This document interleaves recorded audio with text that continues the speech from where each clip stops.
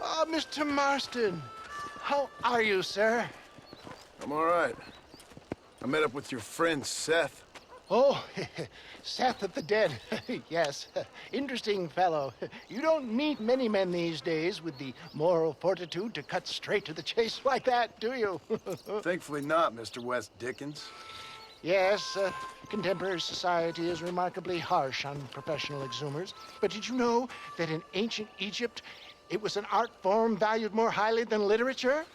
I believe Seth comes from that school of thought. How very interesting. Look, you thought any more about our plan? Ah, your plan, dear boy, your plan.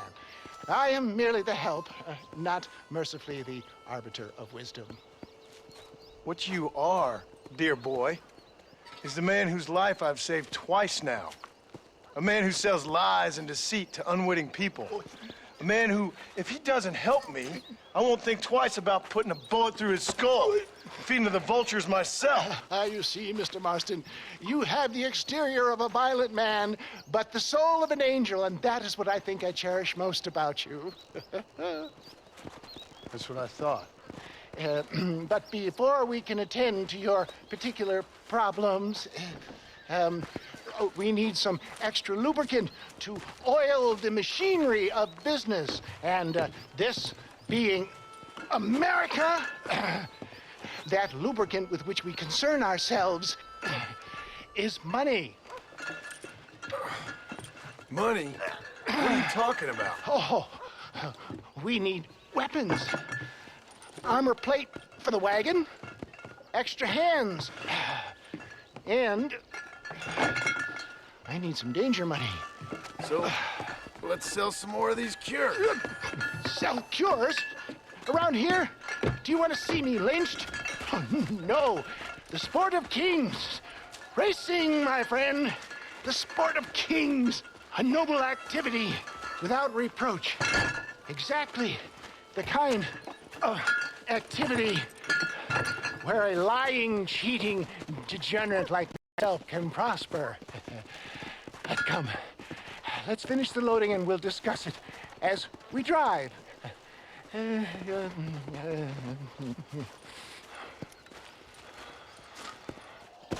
Now, sir, to gap tooth reach.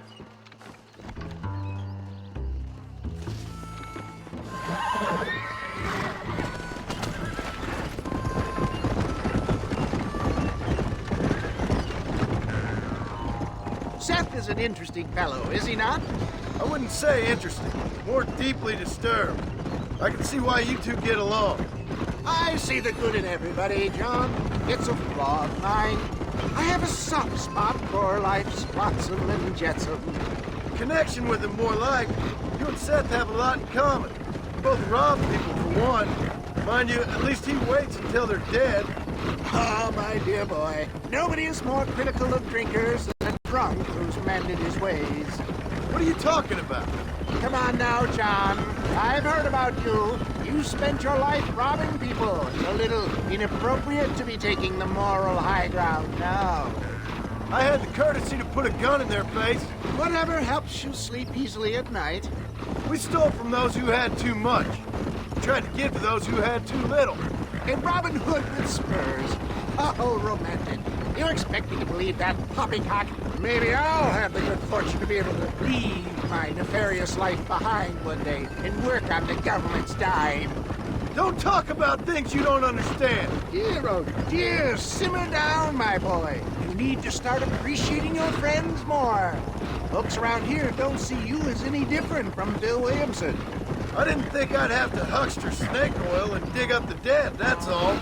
Take it from me, John. Collaboration is the key to success. I can help you. Seth can help you. It's business.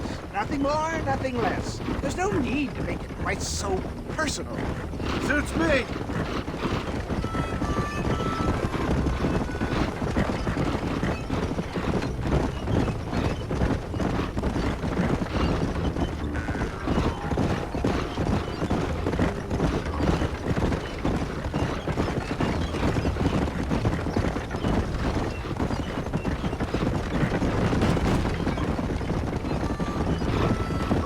Anyway, John, we must talk about the race.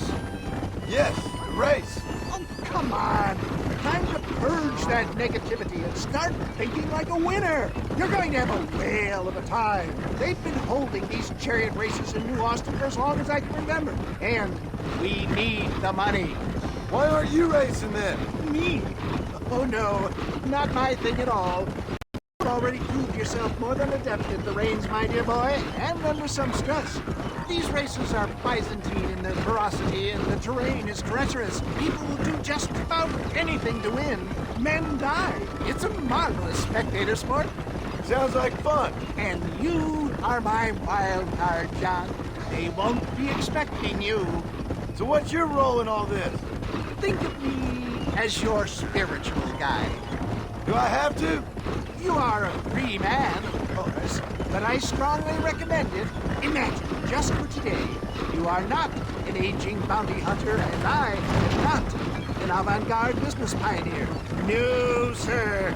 Today, we are gladiators. Motivation, dear boy. I'm definitely feeling motivated to get the hell out of here.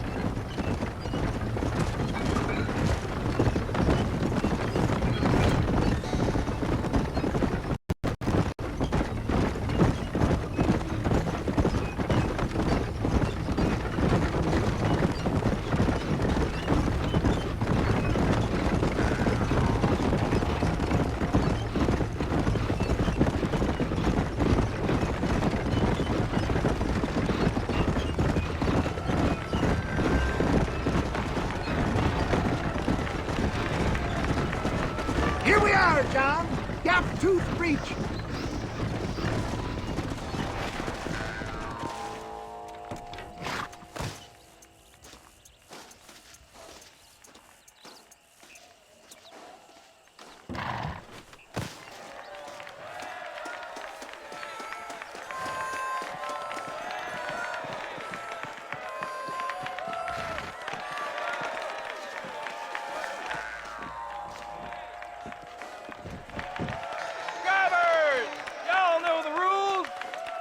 Newcomers, this here's a fair race.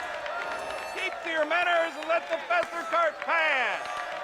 So now that's been said, y'all can get to running each other off the road like always. All right now, counting to three. Ready, set, go! Remember, John!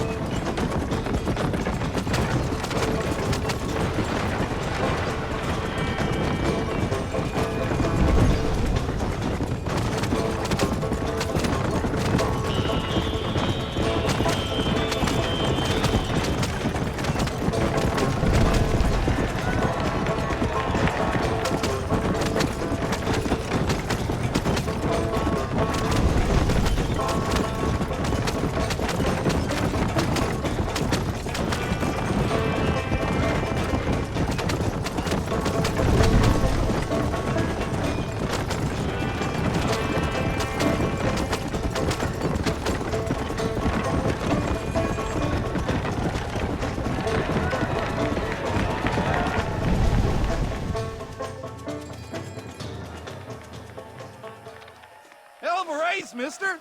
I'll take care of this cart for Mr. West Dickens. Come on, John. I suggest we beat a hasty retreat.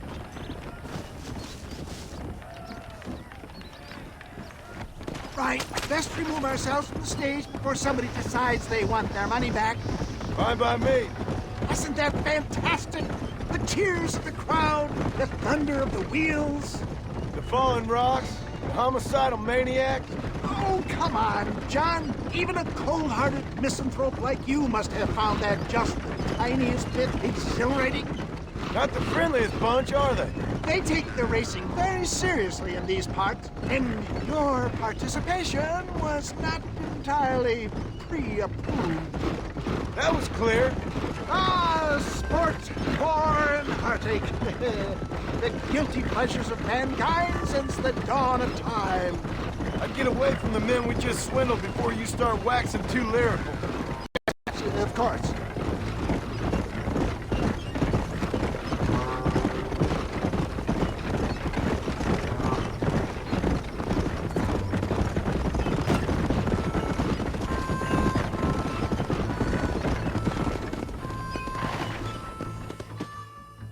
Well done, sir. Well done. Having you as a ringer has netted us a fine profit. We seem to be wasting time, old man. Oh, patience, my friend. The Trojan horse cannot run before it can walk, if you'll forgive the metaphor. Next, we need to procure some grand and overwhelming firepower. And for that, you need to contact an old friend of mine. Goes by the name of Irish. Irish. Yes, he's an interesting kind of fellow. He usually can be found in Armadillo or some other town around here on some bacchanalian revel or such. Great. An alcoholic arms dealer. What could be better?